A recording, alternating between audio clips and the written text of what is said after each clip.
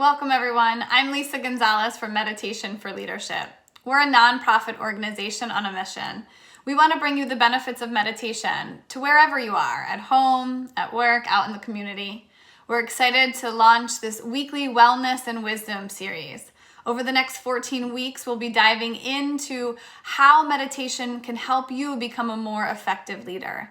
We'll be looking specifically at 13 character traits.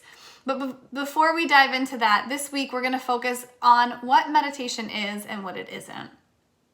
So we're going to start off with a simple meditation. I invite you to come to sit up to a tall seat. If you're sitting in a chair like I am, then you can scooch off to the edge. Bring your hands to rest in your lap. Let your feet ground on the floor. If your legs are crossed, uncross them. And then invite your eyes to close or lower your gaze. Start to feel your breath coming in and out of your nose. And just be.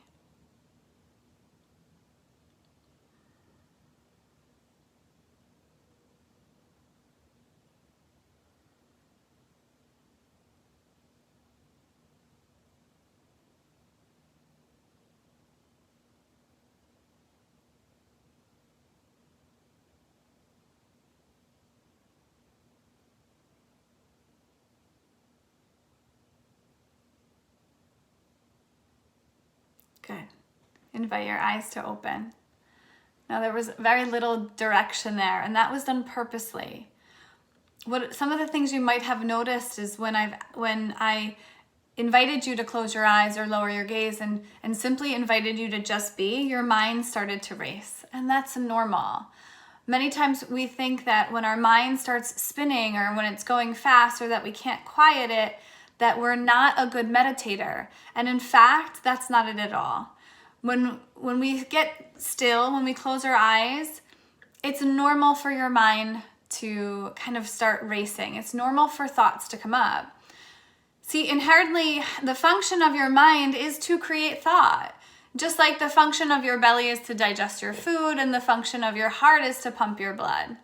So it's not necessarily that we're looking to stop the thoughts. What we're looking to do is to slow it down. Thought is a measurable thing, right? We can't see or touch our thoughts, but they are real. But something that we dive into in the 5-part series that we offer is that they are real, but they're impermanent. So the process of meditation starts us on this path of understanding that whatever arises, whatever thoughts, emotions, feelings come up, they will also fade away. You can measure thoughts as well. Just like we can measure a heartbeat, you can see those spikes in brain waves. And what science is showing us is that the more that you meditate, the less intense those spikes are, and the more space in between them, the more space in between intense reactions, intense emotions. And it really is in that space where we gain our power back, where we gain this space and this ability to respond rather than react. So it's not necessarily that we need to stop our thoughts. We want to slow them down just to notice and then decide how we're going to proceed. So a couple tips for beginning meditators. You don't need a perfect spot. You don't need to sit on the floor cross-legged, right? A lot of times we hear meditation and we think it has to look a certain way. We also think that it's supposed to be blissful, and it's not. It's a practice, so it takes time. You can do it at your desk. You can find a quiet spot outside. There is no right or wrong. There's no certain way that it has to look. There's many apps that have guided meditations. We offer guided meditations as well through Meditation for Leadership.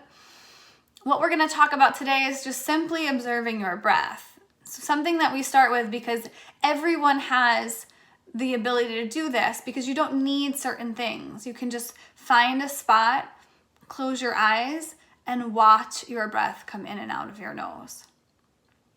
So we'll try that little exercise again with sitting nice and tall.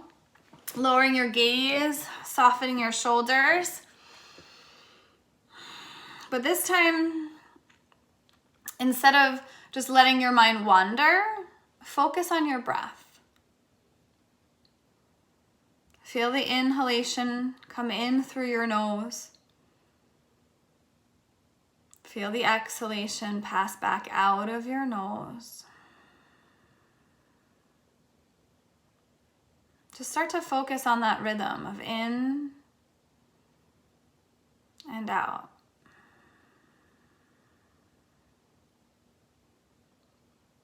Your mind will wander. That's okay. When you find it wandering, begin again. In through your nose. Out through your nose.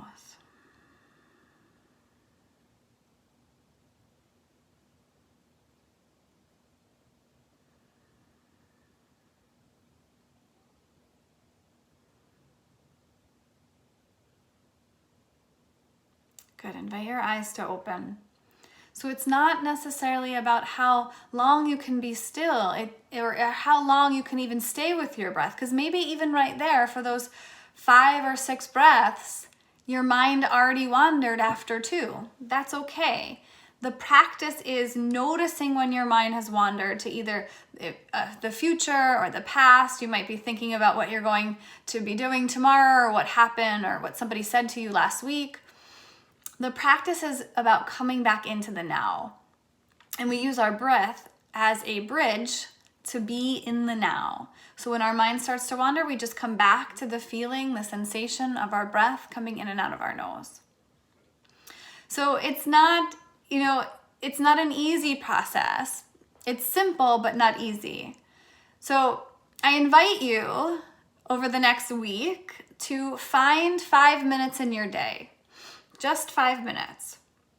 Find a quiet spot. It doesn't have to be perfectly silent. There could be some noise in the background, but find somewhere where you can really focus on your breath coming in and out of your nose. Give yourself that space to slow down the thoughts, especially in this time right now. We can be easily overwhelmed by thoughts, by the unknown, and come back to the present moment with your breath. We're so excited to bring you this series. We need meditation more than ever. And we're hoping that with this time at home that you can tap into this gift of becoming present. We believe incorporating a regular meditation practice will help you improve your organization and your personal performance. We offer many different series. We offer a 5-part series, one-on-one coaching, all that can be done virtually. For more information, you can go to our website, meditationforleadership.org. That's the number 4, meditation4leadership.org. Or you can email us at info@meditationforleadership.org if you have any questions about anything that we offer. We will see you next week. Have a great week.